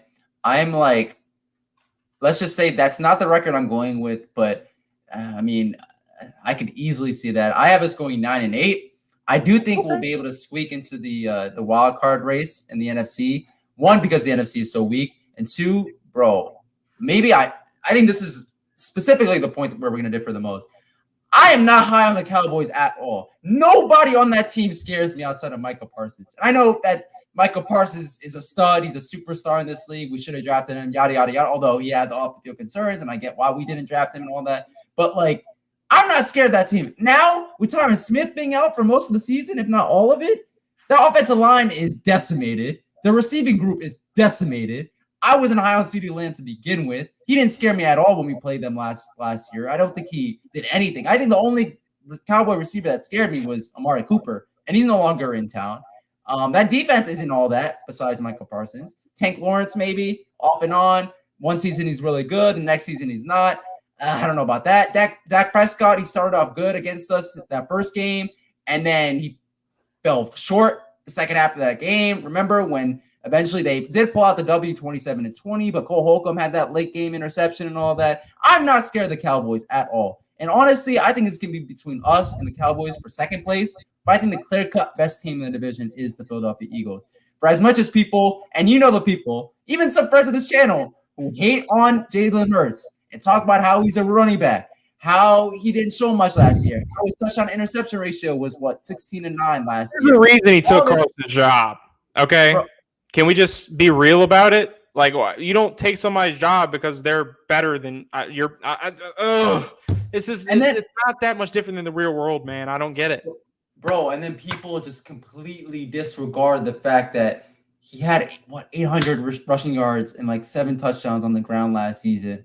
When for a different quarterback, let's say one RG3, they would talk up that fact that he led all rookies with 815 rushing yards on the ground in 2012 and stuff. So I think Jalen Hurts is going to break out in his 3rd season. I think obviously I don't think it's going to be a Josh Allen, right? But in terms of the steps that Josh Allen took, in terms of how the media and fans viewed him, bro, how many times did we see on Twitter and stuff, people clipping videos of him overthrowing receivers, talking about how, this is why the Bills shouldn't have drafted him 7th overall. out of Wyoming. It's the same thing with Lamar and the T. You don't have a legit weapon for him. You wanted Rashad Bateman to be that guy. He got hurt. You trade away Hollywood Brown. There's a reason the Ravens went out and signed DeMarcus Robinson. It's because they're panicking at receiver right now. You got to have a legit weapon for your guy. You have to. That's the league we play in now. It is what it is. And Jalen's finally got a guy. Yep. And they already had one of the best offensive lines, if not the best in the league. Underrated defensive line. There you go, bro. I want to talk about not just their defensive line, but the defense overall. They acquired Jordan Davis out of the draft out of Georgia. Nakobe Dean, who you talked about. Dogs, no pun intended. Yeah, exactly, from Georgia. And, bro, I think this is kind of sneaky. Correct me if I'm wrong. Did they also acquire James Bradbury, the same cornerback that a lot of DC fans wanted to hear in DC? Yes. And you have Fletcher Cox, Derek Barnett. I mean, this is a sneaky good. You go back to Darius Slay. Yeah. Darius Slay, who scored more touchdowns. I think led the league at one point in touchdowns for a defensive back. I mean, this guy can still play 10 years in. And like I said, you go back to the year they won the Super Bowl, 2017, and that defensive line was a huge reason that they made that push. You think about that strip sack on Tom Brady. So, I mean, that core is still there for Philly. It still is. Yeah. But, yeah, I honestly think that the Eagles are the cream of the crop in the division. Everybody likes to talk about how Eagles fans are delusional. And for the most part, I agree with you. They are, they piss me off a lot. But at the end of the day, I look at things objectively when it comes to assessing where we rank in the division. I think the Eagles are number one. But I think the smallest disagreement we have here is just how we view the Cowboys versus the Commanders. I didn't speak on that. Yeah. I'm going to tell you this. Dak Prescott walks us around on a chain. He owns us. But he didn't do that when we were healthy last year, right? When we were facing him. Well, the only time we beat them was when he wasn't on the field. I mean, I'm sorry. I'm sorry. I get what you're saying. This team is in shambles right now. You need CeeDee Lamb to step up, and he can't even catch the damn ball. Amari Cooper leaves town. You got Tyron Smith, which, to be honest with you, they're kind of used to not playing with Tyron Smith. You got Ezekiel Elliott, who's like, I don't give a shit. I'm getting my money either way. You got a defense who I feel like is going to be on the wrong side of a lot of these plays. Unlike last year, you had Trayvon Diggs allowed 1 million yards, but ended up with a crap ton of interceptions. I think we got better quarterback. I'll say this. I believe if Carson Wentz plays in that matchup last year where we got throttled at home, I feel like that game wouldn't have went the way that it went. I think they big boyed us because we had Taylor Heinecke at quarterback, and we just didn't have the offensive weaponry that we needed to compete in that game. But I will say Micah Parsons is a problem, and one that the Commanders, I would hope by now, have figured out how to defend. I don't know, man. I like I said, it's a what have you done for me lately kind of league, and for some reason, we just haven't been able to play up to Dallas's level. And I don't even feel like they're that good of an organization either. But I feel like we just give the games away in recent memory. So I don't know. I feel like Dak Prescott just always carves us up. I mean, his numbers against us all the time are just absolutely insane. Just look it up. I don't think they're a better team, but I just think they're better at quarterback. Yeah. In today's NFL, if you have the better quarterback, the chances of your team being better are pretty high. But yeah, I don't know, man. I just think they're neck and neck roster wise, and I get the Dak versus Carson thing, but I think the Commanders have, this might be a hot take too, but I think the Commanders all around their talent might be up there with the Cowboys, right, and stuff. And obviously, you need to put that talent out there on the field, and they need to produce and all that. But once Chase Young comes back, once Logan Thomas comes back, I think we could push the Cowboys. And again, I think Randy Gregory too, if I'm not mistaken. True. So they lost a couple pieces via free agency too. That's something else I forgot to mention. So I definitely can see that argument, and I think it's pretty fair. And Randy Gregory beat our butt too, I believe. I forgot it was the first or second game, but him and Micah Parsons, yeah. But yeah, so yeah, I have us going 9-8. Eagles going at least winning double-digit games, but I have the Eagles winning the NFC East. I have the Commanders sneaking in as a wild card. Not so sure about the Cowboys, though. They might sneak in as a wild card as well. Might be the Cardinals, might be the the Vikings. I do want to say this. You talk about the NFC in general. Last year, you had a lot of teams that I feel like are going to play the opposite tune come this year. You have the Saints who are going to have a healthy Jameis Winston. You have Hopefully KOC Michael now Carter. the head coach of the Minnesota Vikings. I think you're going to have a lot more people. And while I'll say the NFC has gotten weaker, I think the NFC's gotten healthier. And that's going to be kind of a challenge for the Commanders, in my opinion. So I think KOC is a match made in heaven for the Vikings. I think Kirk's still going to be Kirk, but KOC is going to maximize it. I think Jameis Winston is a dangerous guy when he wants to be. Facts. And you give him – I didn't realize this the other day. You got Jarvis Landry, Michael Thomas, and Chris Olave as your receiving core in New Orleans. Thomas, if he stays healthy. If they stay healthy. They're saying he looks like old Michael Thomas. I don't know. I mean, I don't know what Slant Boy's going to do. He already has a hamstring injury, bro. Yeah. I mean, he's always hurt. You're right. But I'm just saying, if you get a healthy Jameis Winston, I don't know. I feel like that kind of affects the NFC playoff picture a little bit. But we'll see. And don't forget about that Saints defense. I mean, I would never forget because of fantasy reasons, and I had to watch that game, and I hated that Brady was just terrible in that game. But don't forget, Brady and the Bucs only had 9 points in that game, no touchdowns. I remember that. That was one of the best defensive performances that I've seen in a while. So Saints defense is definitely underrated. Speaking of underrated units, but so gave you guys our NFC East predictions and stuff, and we're real. I don't even like to say we're pessimistic about the Commanders. I think we're realistic about the Commanders and what they bring. 2 straight 7-win seasons.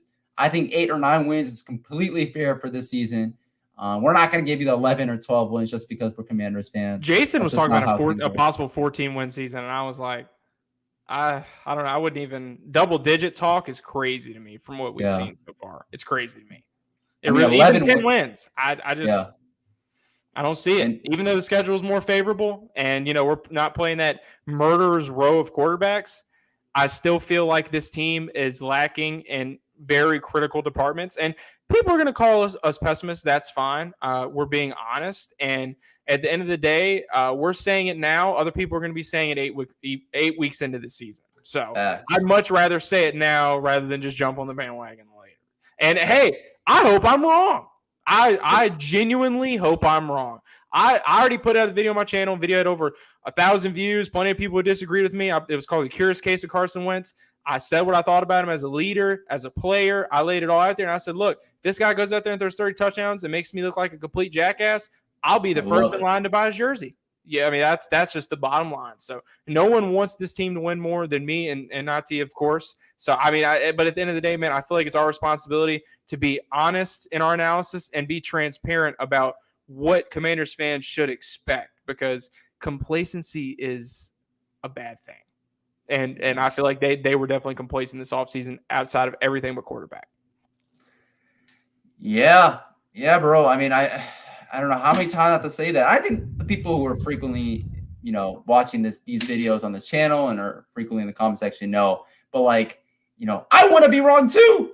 I want to be wrong. Like there would be nothing better than to be wrong for this team to win 15, 16 games and to go on a run, win a Super Bowl, bro. Like literally every single time I even think about Commanders, Super Bowl champions, that gives me goosebumps. Even when I think about that thought. It would make my life. It would make my life. I know. Facts would be probably, happiest day of my life, like at least up until now. So, yeah, but we can't even get into that talk. We're being realist when it comes to our predictions for this team.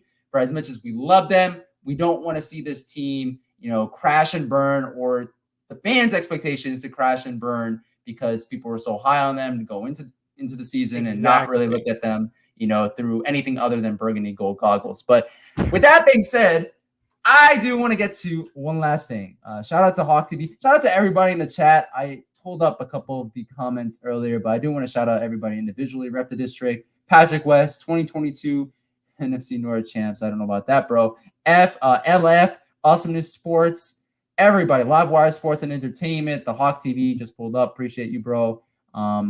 This is a hot take, but it wouldn't surprise me. I don't know if you have thoughts on this. I don't think we get a W in week 1 against the Jaguars. I'm Trevor. We saw what Carson did last time against the Jags, and the Jags only got better. I don't know. Anybody who's chalking that up as an easy win, I don't think people understand just how bad Urban Meyer really was. Let's not downplay that. And Doug Peterson, that guy's a great head coach. I'm glad he's back in the league. I read his book. I'm a huge fan of his. Like I said, they go and get Trayvon Walker. Some people say it's an overdraft. I think Trevor Lawrence is going to play better ball this year. You have Travis Etienne healthy. Definitely Sheriff coming back for revenge. Our defense might be worse than last year's unit. That's my favorite comment so far. That's my favorite comment because it's true. It's true. Yeah. I like that guy. Yikes. Man, bro, I think we should dedicate, maybe hopefully before the season, maybe even on your pod or something, we can dedicate a whole thing to Carson Wentz and our thoughts on him. Because there's so much, I feel like I've had to rehash so many things throughout the offseason and stuff, but like the Jaguars thing is one thing, right? That's commonly brought up. Oh, Carson Wentz lost against the Jaguars. Every Colts quarterback over the last couple of years has lost against the Jaguars. Yeah, well, Carson Wentz was supposed to be the difference, right? They brought him in to be the difference, right? An elevated quarterback, or bring in elevated quarterback play from we talked about noodle arm Taylor Heinecke, the 39-year-old about to retire Phillip Rivers, who took literally the same roster to 11-5, same if not worse roster because he had a rookie year Jonathan Taylor, a rookie year Michael Pittman Jr., and he took them to 11-5, right? Last year the Colts had a top 10, top 12 scoring Phillip defense. Rivers. You want to know the difference between him and Carson Wentz?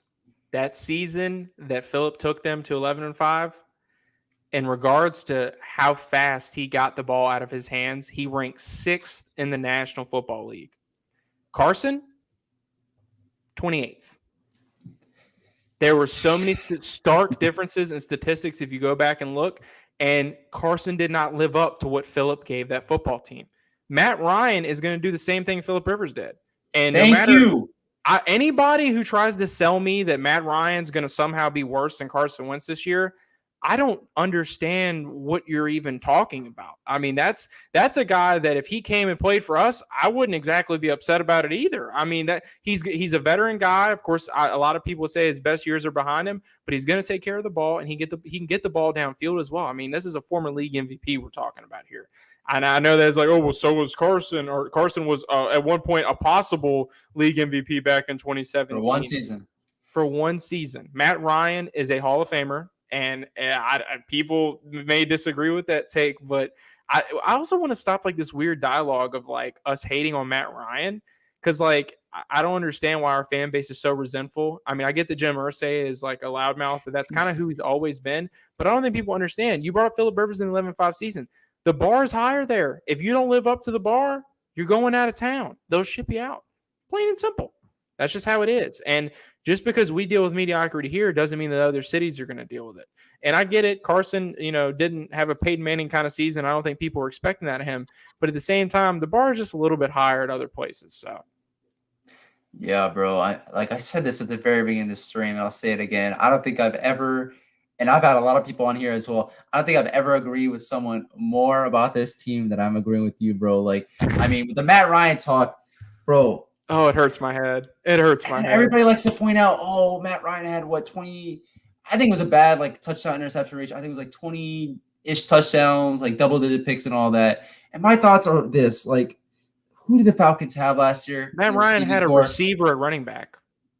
Exactly. And he made him have his best season in his career. One more thing. Yeah. There is one thing, and I've gone in plenty of spaces and I've had plenty of conversations about this, and nobody can answer this for me. Are we done acting like Jonathan Taylor, the league leading rusher, like that? When you're a quarterback in that offense, that helps you out immensely. Like, and the Indianapolis Colts had a great offensive line. People will say, "Oh, well, they were bottom 5 in pass blocking, blah blah blah blah blah." Top 5 in rush didn't know when to get rid of the ball, and you could see it on tape. And these guys were like, Why did you take that sack? Like it. I'm not saying every bad thing that ever happened in the Colts last year was Carson Wentz's fault, but at the same time, we don't need to sit here and act like that isn't a good squad that you can't plug a veteran like Matt Ryan on, and they can actually win some games and get into the postseason. Yeah. I mean, Carson Wentz was supposed to be the answer. Frank Reich stuck his neck out for him, and it didn't work out. It also didn't work out in Philly, and I was supposed to believe it was supposed to work out here. I believe it when I see it. Yeah, I think the Colts are gonna have a better season with Matt Ryan, no doubt, and Carson Wentz. No doubt. I think Matt Ryan just fits that team, and he really does. Oh my God, such a good move. Such a good move. And we mentioned the Jaguars a little bit earlier. I do want to shout out Hawk TV, 1, for the super chat, and 2, I was about to actually bring this point as well. This is very underrated. Everybody knows about him in terms of fantasy football circles, but Travis Etienne, bro, first-round pick. He didn't play at all last year with a foot injury. That is a great comment. Yeah. That is exactly what we want Gibson to be. Yeah. Yeah. And I mean, you want Gibson to have that kind of impact, but Etienne, when he was taken and he got hurt, I remember initially saying, I was like, man, that's a huge blow for their offense, because Travis was he was a difference maker in college at Clemson. And of course, that familiarity with Trevor Lawrence as well. I don't know, man. I see a lot of one-on-one matchups with linebackers. I see that guy torching us week 1. I do. I think it's going to be a competitive game. I don't see us getting blown out, but I do see the Jaguars probably coming out on top. I hate to sound negative, but I think people need to stop sleeping on Jacksonville going into this matchup, because they are. I agree. And even me, I mean, I still had the Commanders winning, but I could just as easily see the Jaguars, coming out on top as well. It's going to be a tough game, very underrated game for sure for us. And yeah, shout out to Protect Sports Network, Tone, our boy, coming in through the chat. Appreciate you, bro. And go check out his channel as well. Absolutely. That's a great content creator in our community, and very glad he's part of it. But the last thing that I want to ask you, and Hawk TV's comment once again, Cordero Patterson had a career season with Matt Ryan, and Kyle Pitts, rookie year, pretty much it. Calvin Ridley was out for the entire year, for the last couple of years, really, because of injury 2 years ago, and then last year he was out because of injury. This year he's out because of suspension from that's gambling. But yeah, no weapons. Terrible offensive line as well. He still did something. I think they were 7-10 last year, right? Same record. Yeah. Watch what Mariota does this year. Watch what Mariota does this year, and then we'll see how the dialogue about Matt Ryan wants to change. Desmond Ridder already looks like he's 80. He's probably like he's 100 years old by the end of this season if he ends up getting any playing time. Atlanta's in full rebuild mode, and I could not be any happier for Matt Ryan. I really couldn't. Yep. Their defense was also trash. We saw that firsthand last year. But yeah, so Matt Ryan, he's not the Matty Ice of old, but he's still a damn good quarterback, and I think he'll be really good for the Colts as well. Last question I want to ask you, Parker. Sorry for taking up too much of your time here. Last question, though. I've had a blast. For the same. And I do want to ask you this. I've like to ask a couple people in the past this question, but way too early Super Bowl prediction right now. So, I think these Rams are a problem. And I think the Rams are back. This isn't a very bold take, but this is one that I've wanted for a couple of years now. Yeah, the Aaron Donald suspension is important. But you add Allen Robinson. There's talks of possibly adding Odell at some point during the year. You have Bobby Wagner at linebacker. I still feel like this team got better in general. A lot of people like Buffalo out of the AFC. A lot of people saying this is Buffalo's year. I got the Rams and the Chiefs. And I understand that's not exactly that is kind of a sexy pick, low-key. But I think that the Chiefs were a couple plays out of being in the Super Bowl last year. I think last year was just the Bengals' year.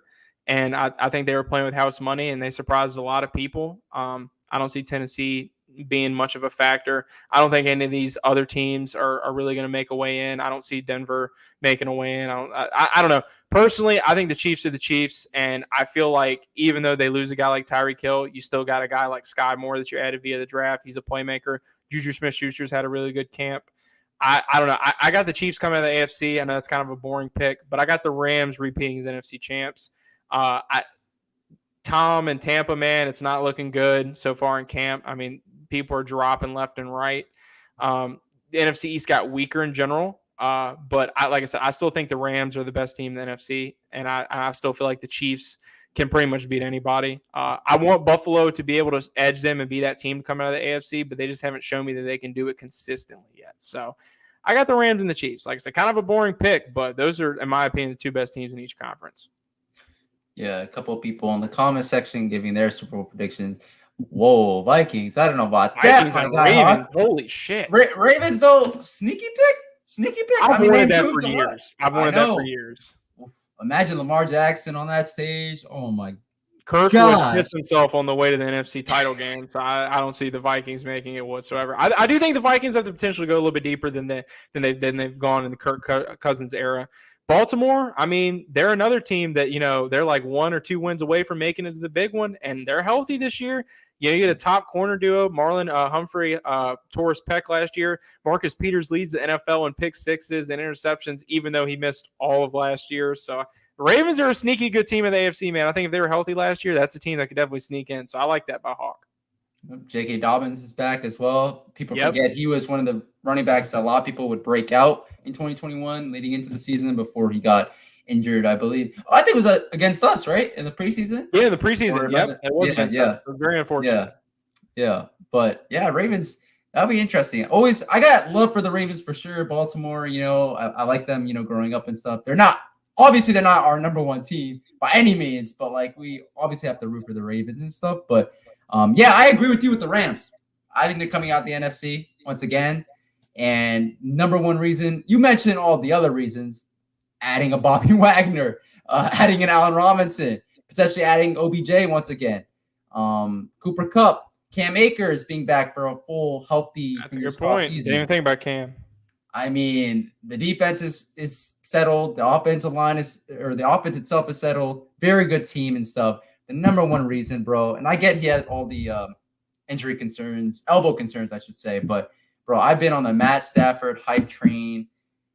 I mean, probably as long as the Jonathan Allen hype train, the offense is just unstoppable, man. I mean, Cooper Kupp. I mean, it's a well-oiled machine. You add just a red zone monster like Allen Robinson, they are going to get their money's worth out of him. You talk about Cam Akers coming back. Darrell Henderson's kind of an underrated guy. I mean, this offense is just, in my opinion, the NFC is just the Rams conference to lose. And I feel like with Kansas City, it's more sort of a fact of like, they're going to win double-digit games at home. They're probably going to get home field advantage, come close to being the number one seed, probably will be the number one seed. And everybody – great team or not like Buffalo is going to have to come into Arrowhead and beat Patrick Mahomes at home, and that's tough. That's really tough. So I think it's all going to come down to home field advantage this playoffs. Yeah, but the thing is, though, bro, as much as I love the Rams roster, I think the Bills roster is even better. I agree. No, I agree. But as far as like them, the Bills being able to take out Mahomes, that's just the only part that I doubt. I mean, luck just hasn't been on their side, in my opinion.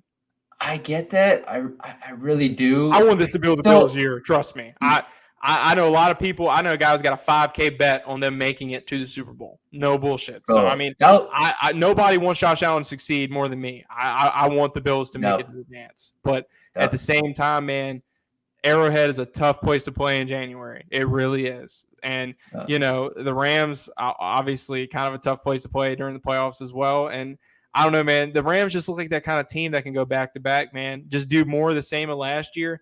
I mean, you saw them absolutely overwhelm the Tampa Bay Buccaneers in the playoffs, and this is a healthy Tampa Bay team we're talking about here. Not the one that's limping into the season now. Tom Brady taking 2 weeks off, offensive linemen dropping left and right. NFC only got weaker, so I don't know. AFC is going to be more the same, a little bit more competitive for kind of the upper echelon teams, but the NFC, it's the Rams conference to lose, in my opinion. Are there any more predictions that anybody had? I see one. I think this was a joke prediction a little bit later. Yeah, Detroit versus New England. No, I mean I like Detroit on Hard Knocks, but in New England, I mean, man, who knows? Belichick, you never know. But 49ers and Chargers is an interesting. I like that. Yeah, I like that a lot, even though it's never going to happen. I would be very excited to watch that. Trey Lance, a lot of question marks. Justin Herbert, I mean. I can't name many rosters in the league that look better than the Chargers roster. So, I mean, that division is just whew. I mean, they had the whole pod about that. Facts. And they had the most players on the top 100 list out of any team in the NFL. The Chargers did. So, it kind of shows you how talented that roster is. And the 49ers, always going to root for Trey Lance. We share the same, not just birth date period, like date of birth and stuff. So, yeah, I gotta root for my guy. But that's an interesting one. I like. Tampa versus Las Vegas is also pretty interesting too. That would do ridiculous numbers after what happened recently with the whole Tom Brady finally let the cat out the bag and let everybody know who's talking about. Well, I mean, Yeah. kind of unintentionally, but I mean, the Raiders. I mean, when is it going to be their moment? I mean, they start off 6-0 every year, and then they always lose their last 10 games some way, somehow. You had Devontae Adams, Chandler Jones, you got Max Crosby on the other side. That's a team that should be competing, but look how much better that division got in general. The Raiders are just kind of always that team that kind of burns out, though. But I would love to see them kind of get to the next level too. Yep, and Hawk TV even throws out the Bengals. Although I don't know, I feel like it might be at least a season or two before we see the Bengals like in the Super Bowl again. I mean, obviously they're a super young team, very talented, but something just tells me that like while yes they're talented, I think they're definitely better teams in the AFC. And the Bengals just had a magical run last season, and while I think they will be back sooner rather than later, I just don't think 2022 might be it. I don't know if you disagree with me on that. No, I there's always the Super Bowl hangover, right? I mean, and they were playing with house money last year. I think defense is going to be a lot more ready for a guy like Jamar Chase. I think that the offensive line did get upgrades, but the upgrades weren't impressive enough for me to be like Super Bowl repeat for Cincinnati. I think their division got a little bit worse with Pittsburgh Steelers, who's Ben Roethlisberger, and getting kind of younger at the quarterback position. But that's a team I really don't see making it out of the divisional round, to be honest with you. So yeah, that's fair. And last 2 points I want to make. This is not even a team that you mentioned now. It's a team you mentioned earlier in the live stream, and I don't think they're going to be in the Super Bowl conversation this year. But literally, and I get it, the off-the-field concerns are real, and the Browns definitely deserve a lot of criticism for giving Deshaun Watson all that guaranteed money, given all the allegations and all the stuff he's done off the field. But really, right after they made the move, literally, okay, let me say this. I don't know if you saw this earlier this year, Parker, but right after the Rams traded for Matt Stafford, like literally I posted a tweet right after saying the 2022 Rams will be the 2021 Bucks. That came out to be true. And my prediction for right after Deshaun Watson got traded to the Browns was in 2023, they're going to be in the Super Bowl. I think that team is super talented. Running back, Kareem Hunt might be on the way out. Who knows? There were some trade rumors, but running back, offensive line, defensive line, defense. Once again, we agree on everything because, in my opinion, that's the best roster in the league. Offensive line, ridiculous. Running back core, ridiculous. Receivers, good enough. But, I mean, when you're running game is that elite. Yeah, I mean, you got Amari Cooper. Who else do they have? God, I'm kind of drawing a blank right now. Donovan Peoples-Jones. Yeah, Donovan Peoples-Jones, who's definitely a huge body. There's another guy I feel like we're forgetting about. But tight end, I mean, they still got David Njoku. The guy we were trying to get, Austin Hooper. He's a pretty good blocker, and he's definitely a red zone threat. Defense, you got Myles Garrett, Jadeveon Clowney. Your secondary is ridiculous. Denzel Ward. I mean, just think about it, man. Baker put so many. I'm a Baker Mayfield guy. He put so many limitations on this offense. You add a quarterback with the level of talent that Deshaun Watson has to this offense, it only elevates it, man. It only elevates it. And sure, we could talk about all the off-field stuff all we want to. But at the end of the day, we're talking about X's and O's. And there's a reason that half of the general managers in the league were trying to acquire Deshaun Watson. You want to know why Atlanta lost Matt Ryan? Because they were trying to get Deshaun Watson. Yeah. So, I mean, Deshaun Watson was a hot commodity. This is a guy who passed for 4,000 yards under the Houston Texans, who was an absolute dumpster fire. He did it in spite of them. I mean, I don't know. Obviously, the Houston Texans Deshaun Watson situation can take a whole hour in and of itself. But at the end of the day, if Deshaun Watson reaches the level in which he did in Houston, the Cleveland Browns are just an absolutely dangerous team, especially we're playing them that late in the year. Yeah. I mean, Deshaun will have well served his suspension by then. He'll have a couple games under his belt. We're not exactly what I would say great against the run or against mobile quarterbacks either. So that's a rough go for the Commanders. But I agree with you. That is a top 3 roster. I'd even argue it's the best roster in the league with Deshaun under center. Yeah, I mean, Deshaun Watson healthy. Great point. Yeah, and Deshaun Watson healthy. I mean, he's what people think Kyler Murray is. Like he brings That's a good point. He brings everything like in terms of his rushing ability and all that. But like, bro, he can kill teams through the pocket. And again, like I always have to start by saying this. Like obviously, with everything that's happened off the field, I mean, Deshaun Watson from this whole situation, at the very least, is not coming off as a good person or like a good guy in the locker room at all, and he definitely deserves the punishment. I thought he should have deserved a full season suspension, but at this point, right, like even with him starting 11 games, I don't think they'll be good enough without him to potentially vie for a Super Bowl this year. Maybe they might prove me wrong, but I think definitely in 2023, what would be really fun, just strictly football-wise, would be a Bills versus like Browns sort of. That would be amazing. Something like that. For everybody involved, both markets. Exactly. Oh my gosh.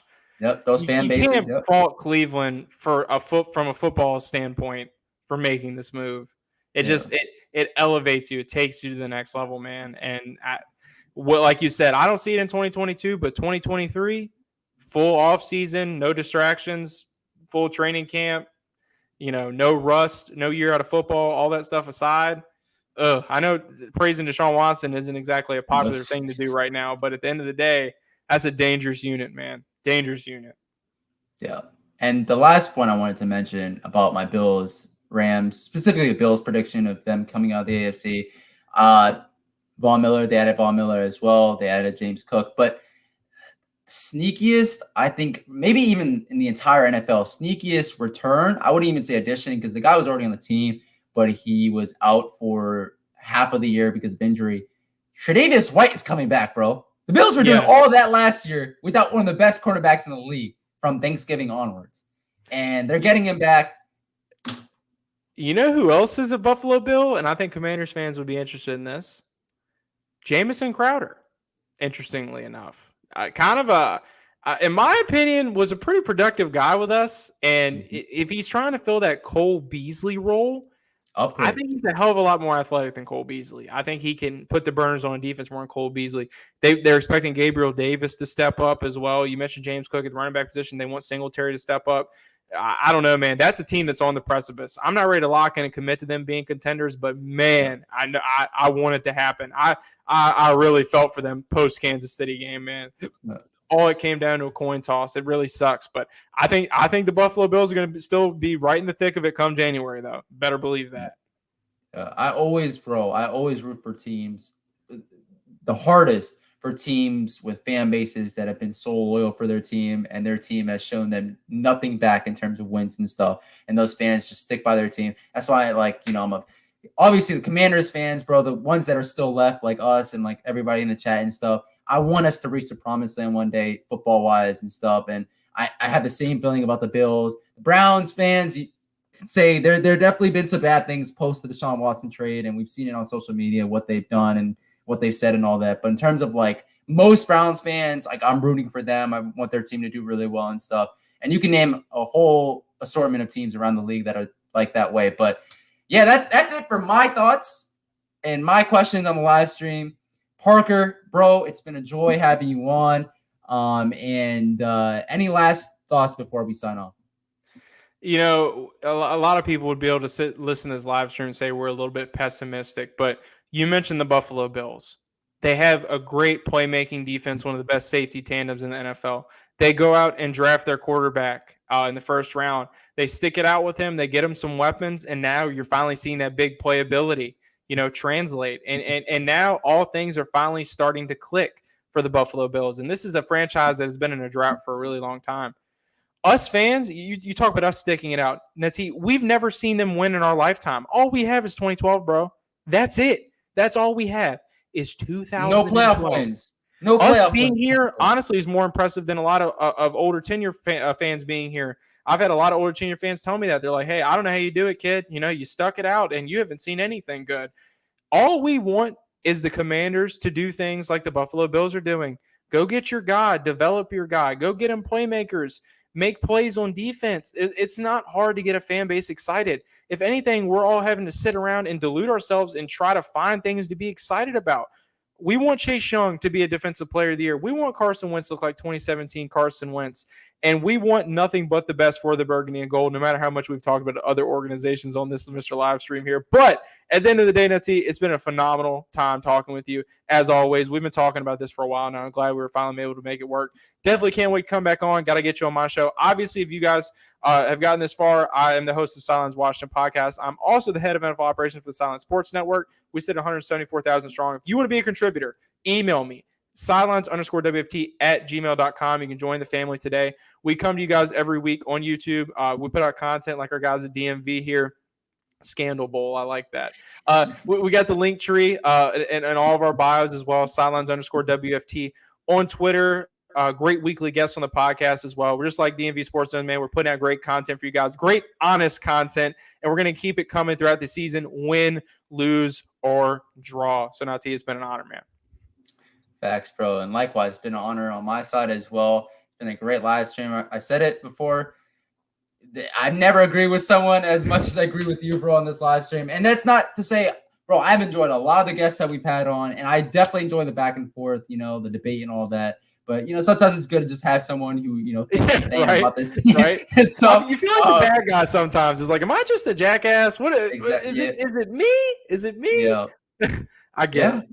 Yeah. But, yeah, shout out to everybody that's joined the chat. Thank you for all the great questions, great predictions when it comes to the Super Bowl and all that. Patrick West, I think, says it perfectly. Got spoiled in the 80s, bro. We know nothing about that.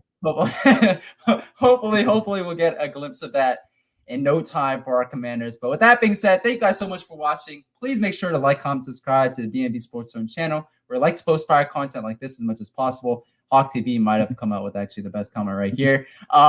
Also, go follow our Twitter page at DMV Sports Zone, Instagram page, all lowercase DMV Sports Zone, and our TikTok at DMV Sports Zone as well. And yeah, thank you guys again so much for joining. Parker as well, bro. It's been a pleasure. And see you on the next one. Enjoy preseason game number 3. Peace.